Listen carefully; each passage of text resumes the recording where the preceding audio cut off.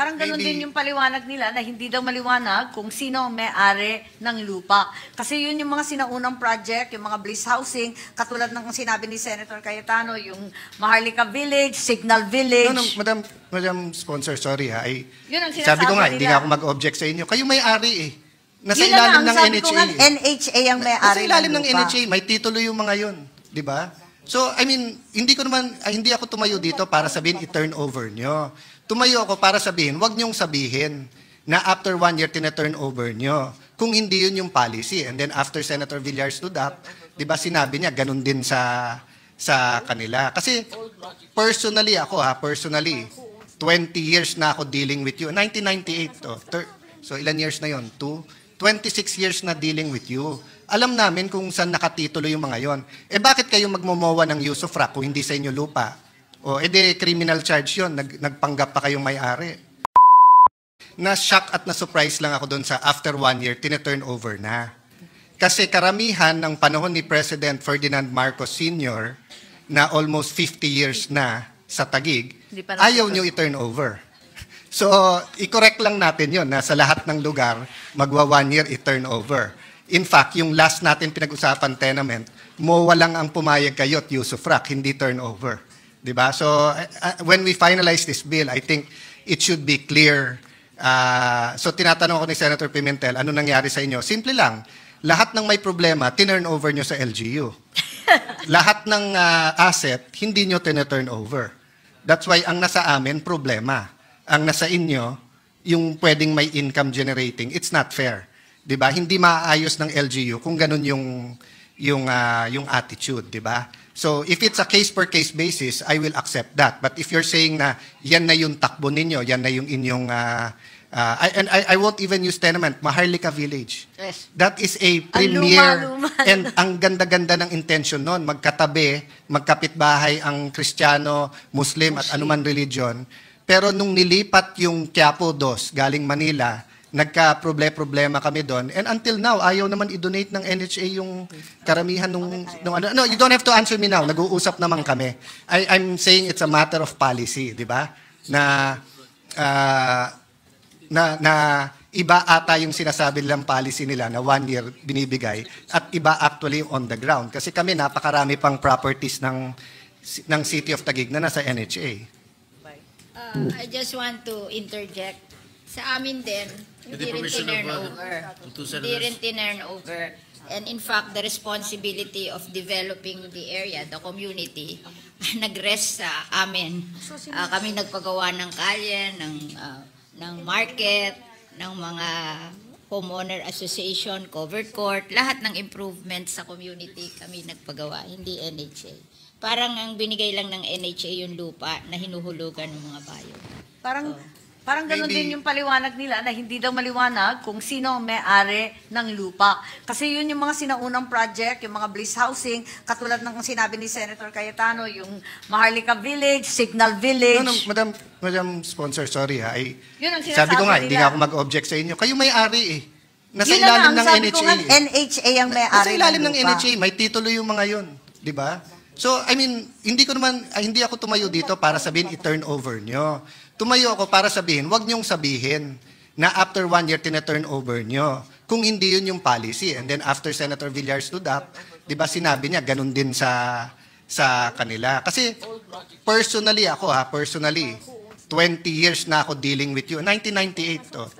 So ilan years na yon? 26 years na dealing with you. Alam namin kung saan nakatitulo yung mga yon. Eh bakit kayo magmomowa ng use of frack kung hindi sa inyo lupa? O edi criminal charge yon, nagpanggap pa kayong may-ari. Oh.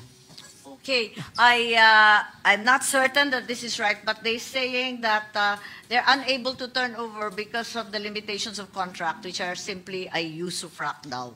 No, Madam Chair, I mean kung ganun din sila, Yun daw yung kontrata sa kanilang mga beneficiaries.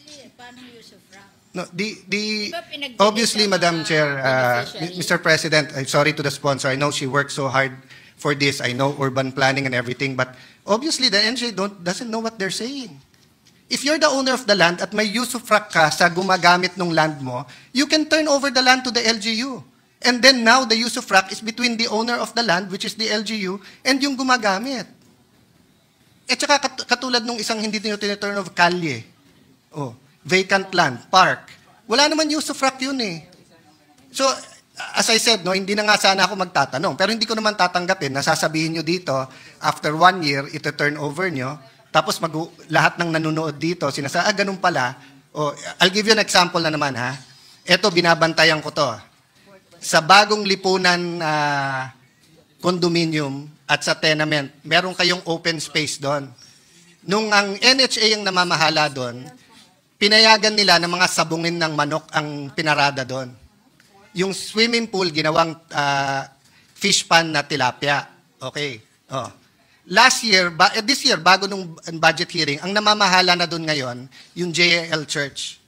So kung sino man namamahala sa inyo, nilapitan sila, imbis na mag-thank you sa JL Church, kasi nirenovate nila ng sarili ng pera at pinapagamit, sinisingil nyo ng 5 years na paggamit nila.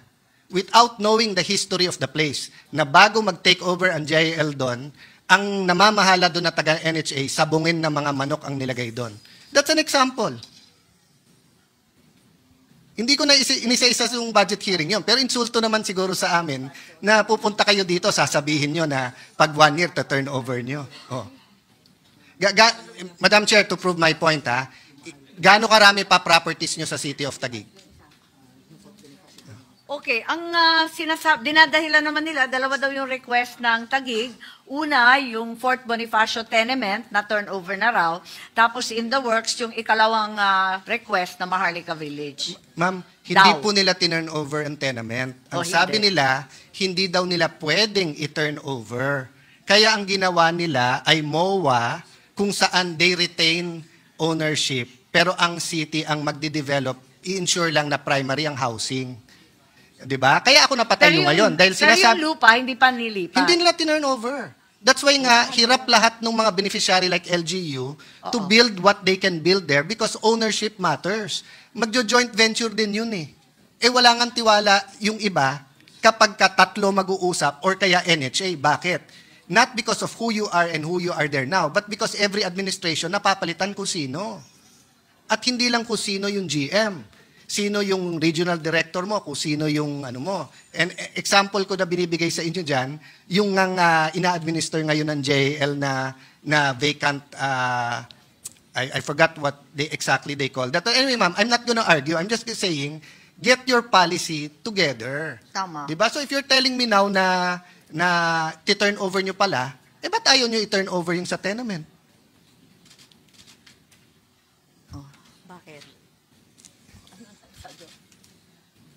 Akala ko sabi mo, pinurn over na, hindi pala. No. It's gilid mo. Pero hindi sapat ang MOA para maglipat ng pag-aari. No, yung MOA, it said it's a use of rock. You retain the ownership. You just told us kanina here that you don't want to retain the ownership. Gusto nyo ayusin yung housing, ipapasa nyo. You did not do that. Maybe you want to tell the sponsor, and this is not against UGM, kasi bago kayo. Bago lumabas yung MOA na yan, 10 years ba o 11 years? Kailan na-condemn ang tenement? 10 years daw. 10 years bago nyo nilipat, papel lang, MOA. Kakasabi nyo lang, after the first year, willing na kayong ilipat eh. Ma'am, turn over po namin is the roads and the management. Tapos? Yung ownership of Ang tiniturn over lang nila sa mga old projects ay yung roads and management. Pero yung lupa, hindi daw tiniturn over. So maybe I can ask him this, ma'am. And thank you for your patience, Senator Amy. I'm sorry. Pasensya kasi talagang hindi ko rin masyado naintindihan. But in this case, na-condemn yung old project niyo. Tama, 10 years ago. So kung gagawa ng bagong housing doon, is that new, is that old? Redevelopment site ang then new, di ba? Di bago na. Ayaw nyo. Ang gusto nyo, 25 years. Ayaw nyo ibigay. So don't tell me sa old projects lang yun. Kasi new project to eh. I-demolish natin ang buo dahil condemned na eh. Tama. So dapat bago yun. So anong misteryo meron dyan sa ganyan? So dun pa lang tayo dun ha. If we go to Maharlika, if we go to Bagong Lipunan condominiums, may property pa kayo sa di ba? Sa Pinagsama? Meron pa, di ba? Tinurn over nyo na ba yun? So, yun lang sa akin, ma'am. I mean, don't ask us for an extension of life. I'm talking to the NHA. Yes. And tell us na eto reforms nyo, ibibigay nyo yung lupa, and then hindi naman pala totoo. I would have extended you even if you said, we will keep it, we will develop it. Kasi babalik ta rin ko naman tanong ko, if you say you're gonna keep it, anong assurance namin na when you're keeping it, you will maintain it? Because you're not maintaining it. Na-condemn nga eh. Oh, isa sa pinakamalaking mosque, yung mosque sa na-condemn. Oh, isa sa pinakamalaking mosque sa Metro Manila, 'di ba? Yung nasa Maharlika Village. Yung harap na part na yun, ni Cinco, wala kayong ginastos doon over the last 25 years. Yung Blue Mosque. Oh, yung Blue Mosque. Wala silang ginastos doon. Oh. So anyway, Madam, I want to put that at the feet. And Yes, as we're I said, grateful I that you appreciate put that on nag-uusap, record. pero sana And- malinaw yung, kailangan kwentas Well claras. taken. Diba? Thank Well you. taken. Thank you. I'm pleased that you put that on record. And I enjoin the NHA to rectify and explain at the soonest possible opportunity. Magsasubmit sila ng papel upang ipaliwanag kung ano talaga ang pangyayari dyan sa Maharlika Village, pati na rin ang Fort Bonifacio tenement. Umani naman ito ng iba't ibang reaksyon mula sa ating mga netizens. Ayon kay Francis William, may tama ka Senator Cayetano, korap ang NHA sa lahat ng project. Pahayag naman ni Uterio Sebio, may katwiran si Senator Cayetano, isa din ang NHA na maraming anomalya kahit noon pa. At ito naman ang saloobin mula sa ating kababayan na si Pegs Garrido, ay ni Marcos kahit kailan weak ka. Interpellation mo puros sabit at hindi ka preparado. Mga kababayan, feel free to comment below para maglabas ng saloobin sa balitang ito.